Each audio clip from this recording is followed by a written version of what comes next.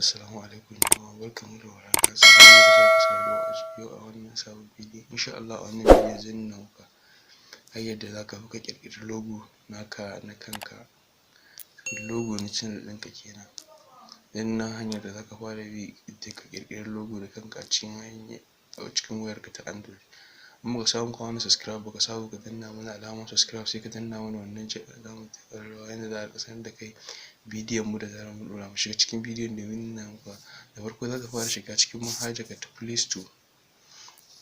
In ka shiga manhajarka ta Play Store ka rubuta Pix.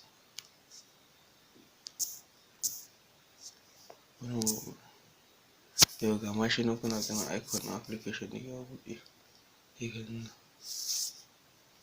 Yau da ka danna, mun riga mun yi downloading, da ka danna zai nuna wannan logon application ɗin gashi nan. Za mu ajiye ma link ɗin shi a description na wannan bidiyon. Yadda kawai da ka zo zaka danna automatic sai ya kawo ka cikin Play Store. Sai mu shiga cikin application ɗin domin ya nuna. Yau sai mu shiga cikin application ɗin domin nuna maka yadda zaka bi ka ƙirƙiri wannan logon naka na kanka. Yawwa.